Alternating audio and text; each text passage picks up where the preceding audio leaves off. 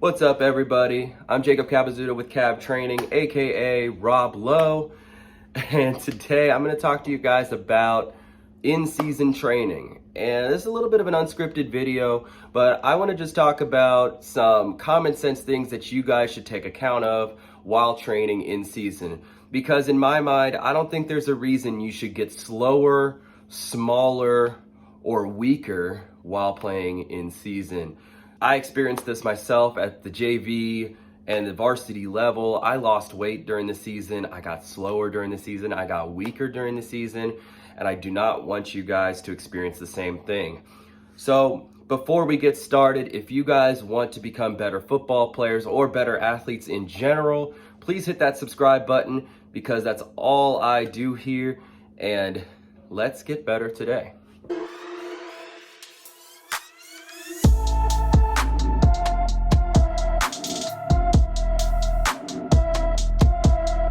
We're on the road to 1,000 subscribers, so if you're here to help me on that road to 1,000, please hit that subscribe button because a little bit less than half of you guys that watch these videos are subscribed. So make sure you guys are subscribed to Cab Training so you guys do not miss any more drills and videos like this where I just kind of go off the cuff and explain my knowledge on football and training.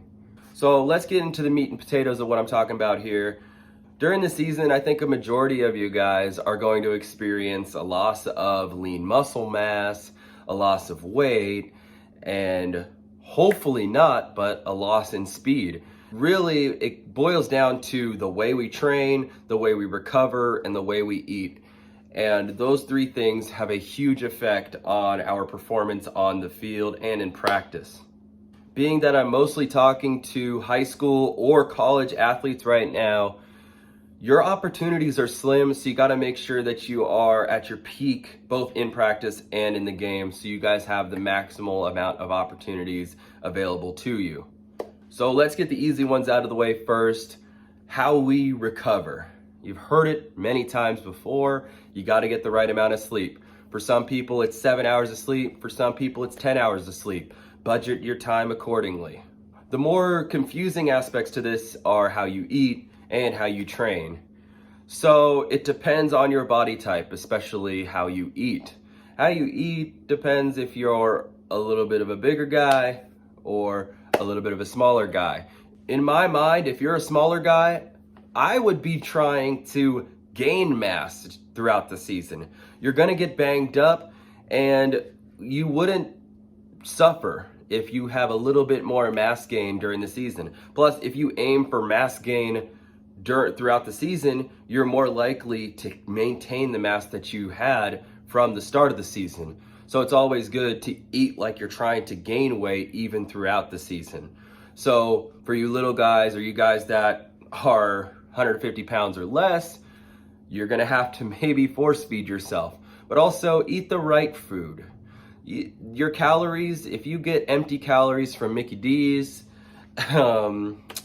Applebee's, I don't know, I'm not hating on Applebee's, I'm just, if you've seen the movie Waiting before, they pick those burgers off the ground and I'm not trying to eat that.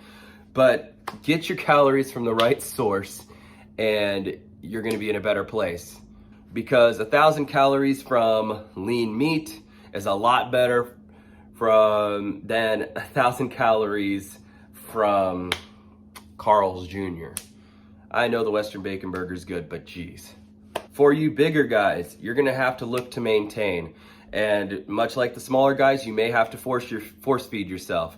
But again, it's about where you get your calories from. How you fuel your body is how you're gonna feel energy-wise. If you fuel your body with crap, you're gonna feel crappy energy-wise. So again, be commonsensible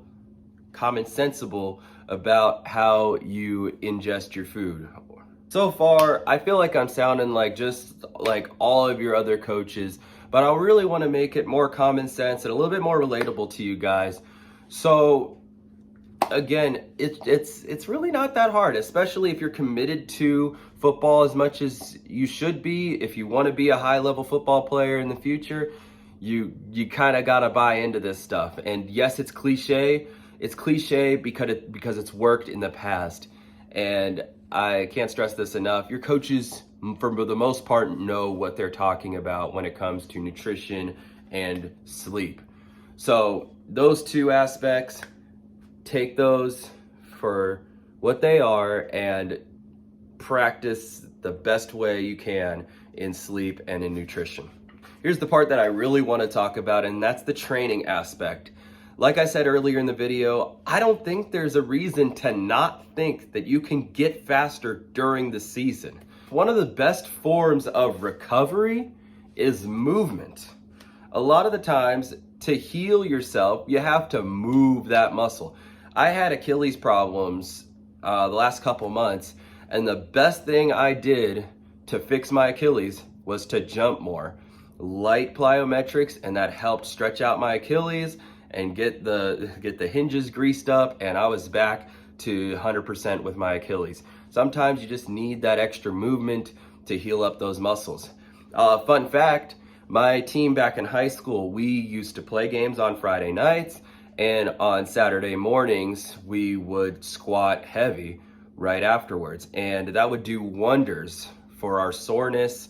We would run 110s after our games just to get that lactic acid out, and we would feel 20 times better on Mondays, ready to start the work week again to prepare for the next game. So when it comes to recovery, it's got to be somewhat of an active recovery.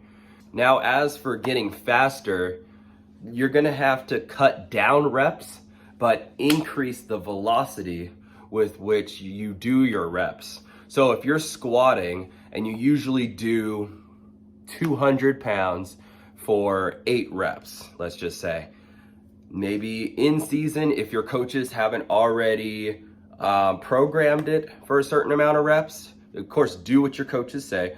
But if you do not have a weights program with your football team, this is what you should do. You should do about half of the reps that you usually do on squat, but increase how fast you push up off of that squat.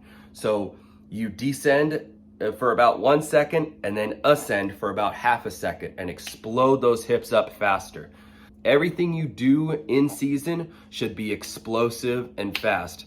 Getting these muscles tapped in to work on a regular basis so you don't get tired during the season. Now for upper body, I'm going to treat upper body about the same that I did off season that I do in season, but lower body, those legs have to push. Those legs are the hugest part of your strength and your hips. You got to work on being explosive, keeping that strength, but adding explosiveness during the season so you can get better and better as the season goes on. Lastly, I want to talk about conditioning because I've changed my tone on conditioning, and I might just post a completely separate video than this one to explain how my views on conditioning have changed.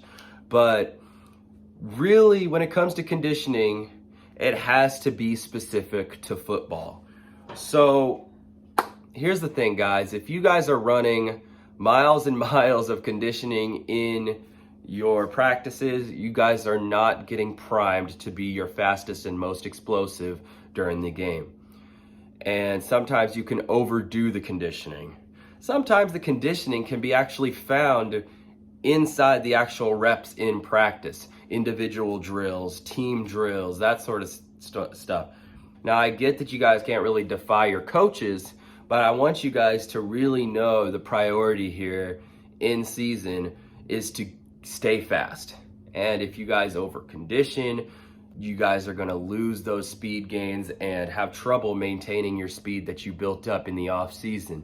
So in season, if you're getting any extra work outside of practice, make sure that extra work does not include heavy conditioning where there is a long stretch of running.